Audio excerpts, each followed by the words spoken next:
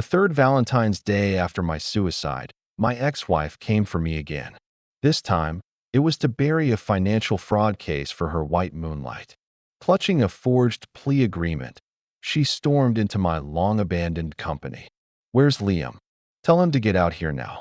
The security guard, Thomas, stepped forward, his face strained with discomfort. "Ms. Brown.Mr. Thorne, he's..." She cut him off impatiently. "He's what?" "So his investments failed 3 years ago, and the company went bankrupt. Is that any reason to disappear? Not answering calls or messages?" She shot Thomas a dismissive glance and sneered. "Tell him I don't have time for his games today. It's Valentine's Day. If he makes me late for my date, I'll cut off all funding for his parents' premium nursing care." Immediately. With that, she turned sharply, her stilettos clicking with arrogant confidence as she walked away. Thomas watched her retreating figure, then sighed heavily. "Ms. Brown.Mr. Thorne jumped from this building's rooftop 3 years ago. His parents passed away the next day from heartbreak. On this Valentine's Day they must be reunited in heaven now." "What?" Emma Brown's steps halted abruptly, her heels screeching against the aged concrete floor. She spun around, her beautiful face contorted with disbelief and offended fury. "You're joking. A man like Liam Thorne, who clung to life so desperately. Suicide? Impossible." A shadow of sorrow crossed Thomas's clouded eyes. "I'm not lying, Ms. Brown. It was in all the news reports." "News?" Emma stared at him as if he'd told a ridiculous joke, pulling out her phone. "Which news?" Of course she didn't know. "The day I jumped, she was in Paris with her white moonlight, Zachary Miller, celebrating Valentine's Day." I hovered in the air, watching the familiar arrogance on her face. 3 years had passed, yet she hadn't changed at all. She turned back, fixing Thomas with an icy glare. "I don't care how much he paid you to put on this act. You have 1 hour to produce him, or else his parents will be evicted from that nursing home by morning." She was convinced this was just another one of my desperate schemes to avoid her. After all, 3 years ago, when I was drowning in debt from investment failures, she had used my parents to force my compliance. That tactic always worked. Thomas recoiled from the venom in her eyes, his lips trembling wordlessly. Emma scoffed, then noticed an incoming call on her phone. Her expression softened instantly, and she answered, putting it on speakerphone. Zachary Miller's warm, yet anxious, voice filled the air. "Emma, how did it go? Did Liam agree?" "He's avoiding me," she said, her tone suddenly gentle, almost coquettish. "He even got this security guard to lie, saying he's dead. Can you believe how ridiculous that is?" There was a brief pause before Zachary responded with feigned sympathy. "Emma. Perhaps we should let it go. Liam must still blame me for what happened 3 years ago. I shouldn't have put you in this position.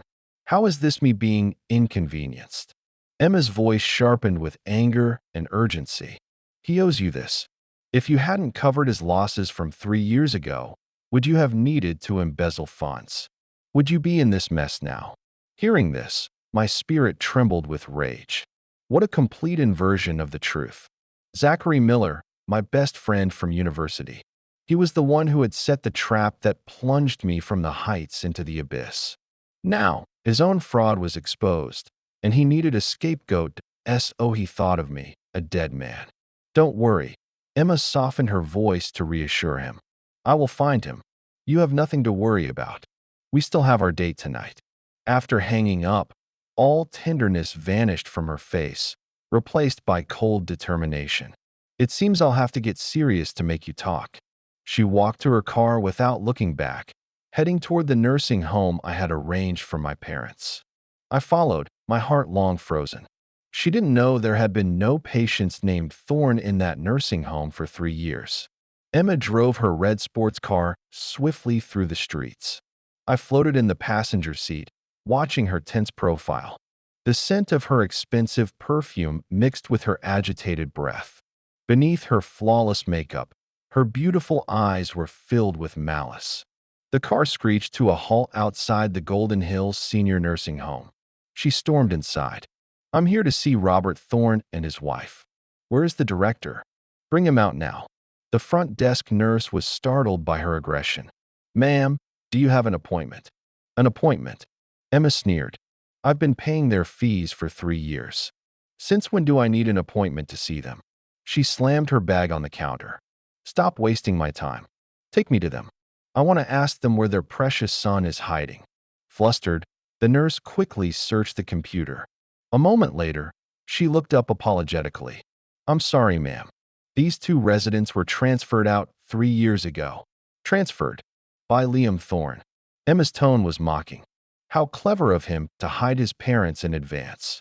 He thinks this will stop me. That's not it, ma'am, the nurse said, taking a deep breath. It was a funeral home that picked them up. The air froze. The sneer and impatience on Emma's face stiffened.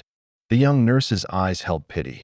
The day after Mr. Thorne's accident, when the elderly couple saw the news, they suffered sudden heart attacks.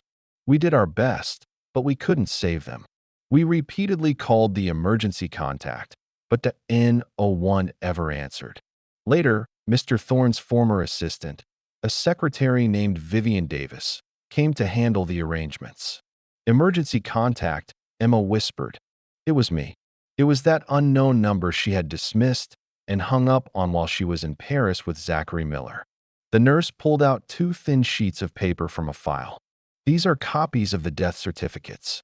Do you need them? Emma's gaze was locked on the papers. The bright red official seals seemed to burn her eyes.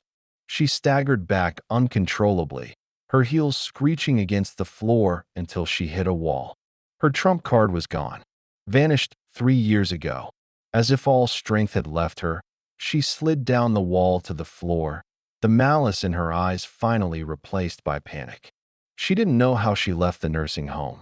Her hands shook on the steering wheel. The death certificates lay on the passenger seat like silent judgments. She didn't go home or to Zachary. The car moved mechanically through the traffic until it stopped in front of an old apartment building. Our first marital home. It was small but warm. She stood at the door, rummaging through her designer bag before finding a rusty key. The key turned with a click, opening a long-sealed past. Dust filled the air as she entered. Sunlight struggled through dirty windows, illuminating dust particles. Everything was covered in a thick layer of dust, frozen in time. She stood in the entryway, afraid to step further and shatter the illusion. I stood beside her, following her gaze to the sofa we had argued over for a day. I wanted leather for durability. She insisted on fabric for warmth. In the end, I listened to her. There was the sunflower wallpaper she had insisted on pasting herself, saying she wanted to see the sun every morning. Her eyes finally settled on the wedding photo on the wall. In it, she wore a wedding dress, smiling brightly and boldly. I stood beside her in a suit, love shining in my eyes. Back then, I truly believed I was the happiest man alive. Tears welled in Emma's eyes as she stared. She walked slowly forward, raising a trembling hand to wipe the dust from the frame, but recoiled as if shocked.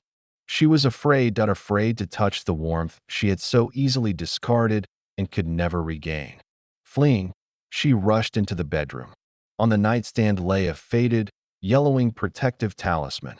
During our first year of marriage, she had become pregnant but said the timing was wrong for her career. I begged her, but she went to the hospital alone. When my parents found out, they were furious, but upon seeing her pale face, they comforted her, saying her health came first. Later, they went to a temple to get this talisman, asking me to place it by the bedside to protect her health and career. Emma's fingers traced the coarse paper. Her shoulders shook violently. Why? Why did it turn out like this? She collapsed, burying her face in her hands, heart-wrenching sobs spilling through her fingers. Why didn't you tell me? I hovered coldly, watching her break down. Tell you. Before I jumped, I called you dozens of times. You hung up or blocked me. Vivian tried to contact you about my parents' funeral. Where were you? Oh, right. You were in Paris with Zachary Miller, at a banquet, celebrating his new project, basking in the glory. Why would you remember your bankrupt husband who jumped off a building. Even if that celebration was danced upon my bones. Emma lay stiffly on the dusty bed, staring emptily at the moldy ceiling. Thomas's sigh, the nurse's words, the death certificates, they swirled in her mind like curses. Mr. Thorne jumped from this building 3 years ago. His parents died of grief. Today, their family should be reunited in heaven. Her heart was squeezed by an invisible hand, the pain suffocating. Just then, a sharp ringtone pierced the silence. Zachary Miller's name flashed on the screen. She answered, distraught, her voice hoarse. "Hello, Emma. Where are you?"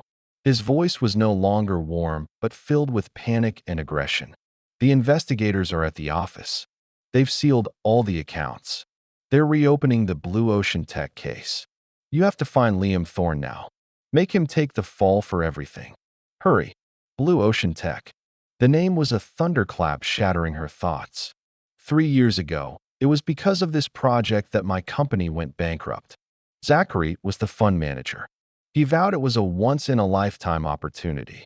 I felt the risk was too high, but Emma believed him. "Liam, you're too conservative. Zachary is a financial genius. Would he lie? You lack boldness. This time, listen to me. Invest everything." I couldn't persuade her, and I hoped to prove myself, so I invested. Overnight, it was a disastrous collapse. Zachary had looked at her with guilt then. "Emma, I'm sorry. I overestimated the market and underestimated Liam's operational capabilities. He was too aggressive, didn't listen to my risk control advice." She believed him. She blamed me, called me worthless, an idiot, the sinner who caused their losses. But now, why were investigators reopening the case? Why was Zachary's fraud connected to Blue Ocean Tech? An ice-cold thought rose within her. She sat up abruptly, remembering. A few days before I jumped, I went to her, red-eyed like a cornered animal. "Emma, believe me one last time. Zachary Miller is a con artist. Blue Ocean Tech was a Ponzi scheme from the beginning. He used our money to plug his own financial holes." How did she answer? She slapped me. "Liam Thorne, if you can't handle losing, don't sling mud at Zachary. I must have been blind to marry a man as incompetent and vicious as you. Get out. I never want to see you again." Emma's lips trembled violently. Tears gushed out. So that it was all true. It wasn't my failed investment. It was Zachary Miller, the man I loved and trusted for years, who orchestrated this scam, emptied the company, and drove me to the rooftop. And I was the one who handed him the knife. On the phone, Zachary was still screaming. "Emma Brown, are you listening? Hurry up. If you abandon me, I'll expose everything about us." Emma slowly wiped her tears. When she looked up, her grief and remorse had frozen into piercing ice. She spoke with unnatural calm. "Zachary Miller, you want to find Liam Thorne. I'll take you to him." I thought she would take him to my grave, but she didn't. After a screeching halt, the car stopped in front of my abandoned company. Zachary sat cursing. "Why this dump? It's bad luck. Where is he hiding?" Emma ignored him, walking to the security booth where Thomas was dozing. She stood at the doorway and gave a deep bow. "Thomas," her voice was unbearably hoarse. "Could you tell me about Liam Thorne again? I want to know what he said before he left."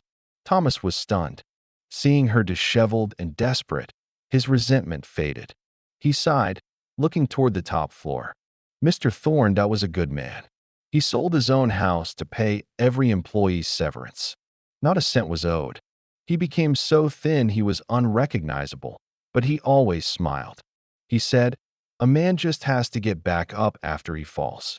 He said he was sorry to his parents, and to you, for not giving you a stable home.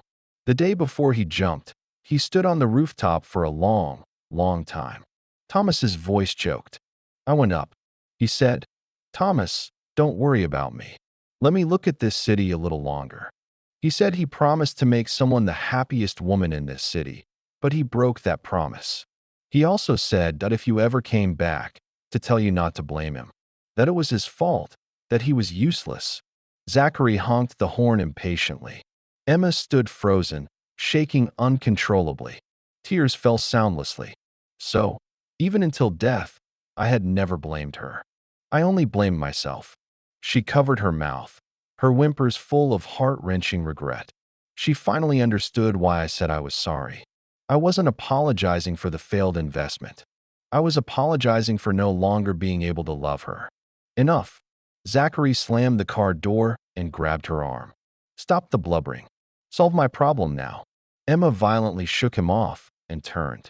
Her bloodshot eyes held a hatred he had never seen, a hatred that could burn him to ashes. Solve your problem. She laughed, uglier than crying. All right, Zachary Miller. I'll take you to see Liam Thorne right now. What you owe him. Today I'll make you pay back 1,000 times over. She dragged him like a dead dog into the elevator. The wind on the rooftop was stronger than 3 years ago, howling as if to topple the building. Zachary staggered out, grabbing the railing, pale. Emma Brown, are you fucking crazy? Why this hellish place? Emma ignored him, walking to the edge. 3 years ago, Liam Thorne jumped from right here. Her voice was almost carried away by the wind. Zachary's heart skipped a beat, then he forced a sneer. So he died. So what? Want me to pay with my life? Don't forget, we're in this together. Emma slowly turned and walked toward him, her eyes fixed on him. Zachary Miller, you shorted his company, drove him to a dead end, made him jump from here. How do you sleep at night? His heart sank. You. How do you know? How could I not know? Her voice rose, each word a blood-stained knife. Back then, it was me who persuaded Liam Thorne to invest his entire fortune. It was me who personally pushed him into the abyss you dug. Her voice was filled with bloody regret and self-loathing. You told me he mishandled the operations, that he was arrogant and stubborn, that he was worthless. I believed you. Like a fool, I cursed him, humiliated him, trampled his dignity. Even after he died, I called him a coward. Zachary Miller. She cried out miserably. Why? He considered you his best brother. Why did you destroy him? Seeing the truth exposed, Zachary tore off the mask. He straightened his collar, a sick, twisted smile spreading. Why? Because I was jealous. I was fucking jealous of him. Why did Liam Thorne get everything handed to him? Top university, happy family, a devoted fiancé. And me? I struggled desperately to get here. But in your eyes, I was always the dog following him. The way he looked at me was always condescending. I'd had enough. I wanted to destroy him. Take everything. His money, his company, and the woman he loved most. He spread his arms, roaring maniacally into the gale. I succeeded. He died like a dog here. And you stayed by my side for 3 years. Even in death, he gets no peace. Haha. Isn't he pitiful? A complete failure. Emma stared blankly, as if seeing him for the first time. Her tears stopped. All love, regret, and grief shattered into nothingness, leaving only a deathly, icy emptiness. Do you think that's the end? Zachary stared at her lifeless face, malice overflowing. 3 years ago, he came to me with evidence to expose me. Guess what I told him? He stepped closer, whispering like a venomous snake. I showed him our photos. From our trip to Bali. You lied, said it was a company trip. You were leaning on my shoulder, Emma. You smiled so sweetly. Emma trembled violently. That time that she had told me she was tired from rowdy colleagues. I, the fool, believed her, heart aching, promising to go with her next time. It was never a team-building trip. It was their adulterous affair, and I was manipulated by both. The moment he saw the photos, he broke down, Zachary said cruelly. I gave him 2 choices. Shut up, take the blame for Blue Ocean Tech, go bankrupt, and disappear. Or, I send the photos to everyone, to his parents, make him the laughingstock of the industry. Guess which he chose? Zachary laughed until tears streamed. He chose to protect you. He ruined his own reputation to save your ridiculous dignity. Didn't he love you to the bone? And you threw him away like trash and climbed into my bed. Emma, we are the same. Selfish and cold-blooded to the bone. Slapped out a crisp sound echoed.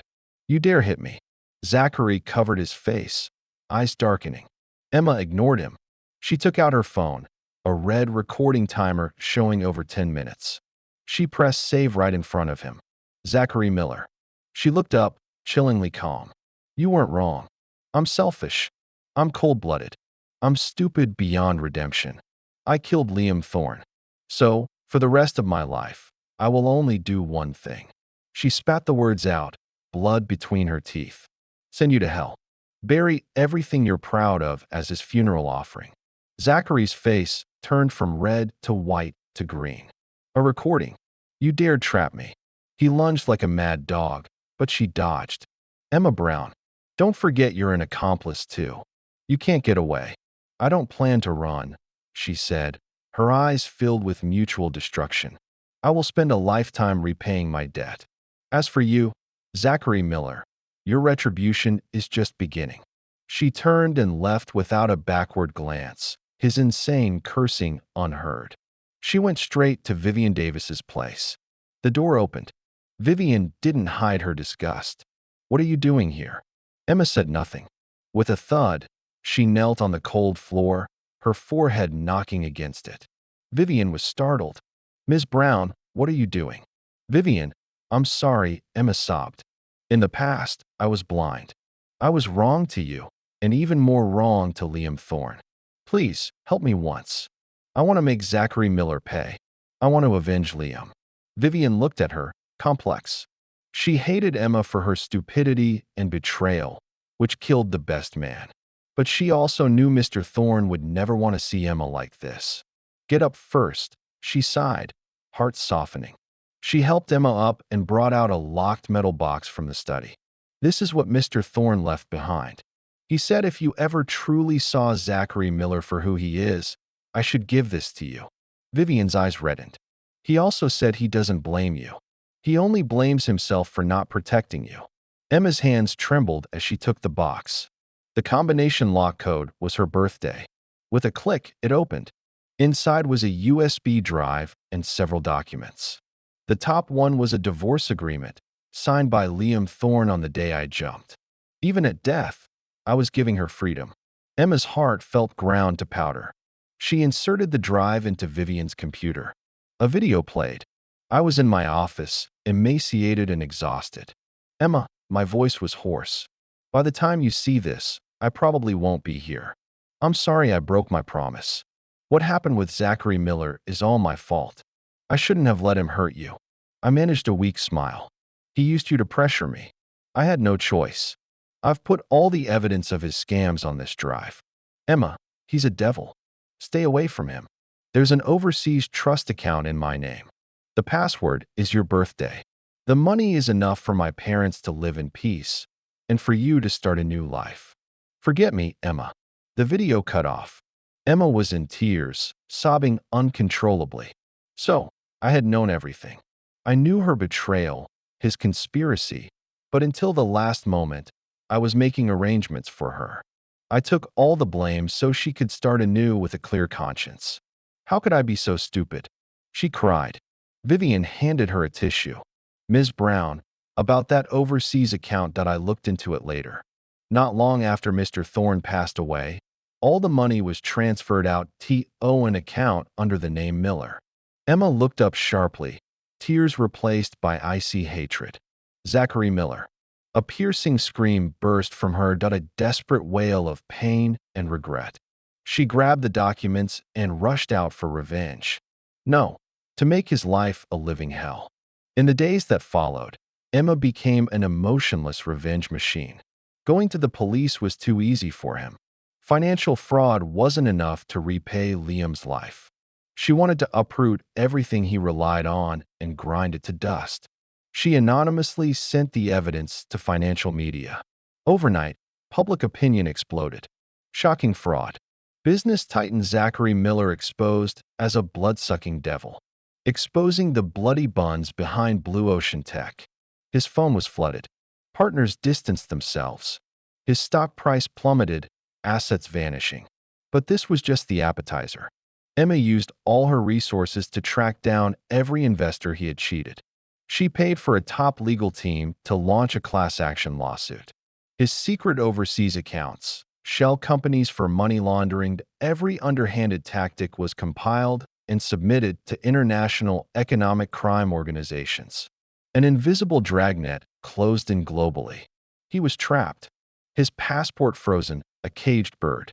Her number was unreachable. He was driven mad. The day the police came, he was in a frenzy in his mansion, smashing his glorious past. The once infinite Fagong financial prodigy was now disheveled and wretched. Handcuffs clicked shut, pulling him from mania. He was escorted downstairs. At the villa entrance, he saw Emma by a car, wearing a black trench coat, the wind making it flutter. She was terribly thin, pale, empty.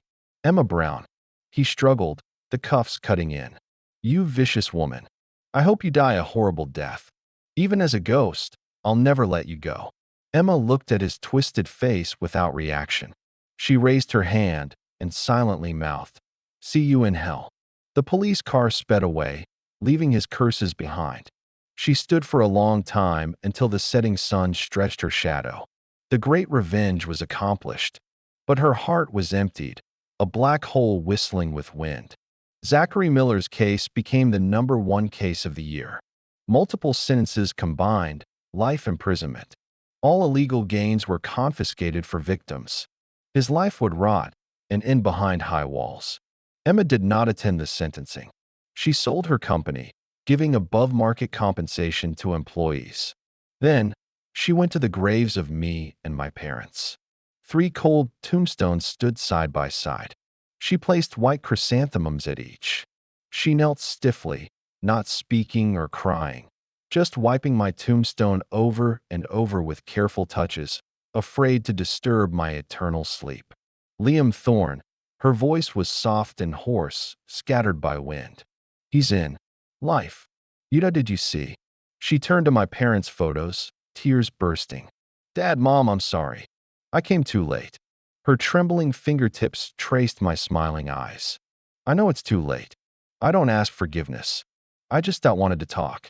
She rambled incoherently about our first meeting, my nervous proposal, every fight, her regret and self-hatred. Finally, she collapsed onto my tombstone, crying her heart out, heart-rending, gut-wrenching. I floated beside her, watching her thin shoulders shake. The resentment and unwillingness in my heart for 3 years dissipated. Only boundless sadness remained. She had her revenge, but I couldn't come back. My parents couldn't come back. The betrayed love, trampled trust, destroyed lives that none could return. What meaning did this belated justice hold? She cried until exhausted, then stood unsteadily. She took a last, deep look, carving our images into her bones and blood. Then, she turned and walked down the mountain, step by step, her figure desolate, dragging a lonely afterimage in the setting sun. Emma Brown never remarried. She used the money to establish the Liam Thorne Anti-Financial Fraud Foundation, providing free legal aid and living relief to victims of financial scams. She devoted the rest of her life to this foundation. She cut her long hair, stopped wearing designer clothes, went without makeup, lived with extreme simplicity, becoming an ascetic. Many called her crazy behind her back. She never explained. In a blink, 10 years passed. Another Valentine's Day. She carried a basket of offerings, walking unsteadily to our graves. Her hair was gray, face carved with furrows, no trace of former elegance. She skillfully arranged offerings, lit incense, and sat leaning against my tombstone. Liam Thorne, Dad, Mom, I've come to see you. Her voice was calm and gentle. The foundation helped another 3 families this month. They can start over. Did you see? You must be proud of me, right? She chattered on, dreaming lately of when we first married, me riding a bicycle with her through the old street with plane trees. Those times were really good. A turbid tear slid from her wrinkled eye. Liam Thorne, I miss you so much. Really, I miss you so much. I will soon come to be with you. Wait for me a little longer, okay? This time, I promise, I won't leave you alone again. She leaned against the cold tombstone, closed her eyes, a faint smile on her lips. Sunlight dappled her peaceful face. I floated, watching. My spirit turned transparent. In the distance, I saw my parents smiling and waving. I turned for a last look at Emma. A gust of wind blew, tousling her white hair, blowing away my last trace of attachment. Before the light consumed me, I saw the ring she had worn on a red string against her skin for over a decade. The string broke. The ring rolled off into the dust, its shine gone forever.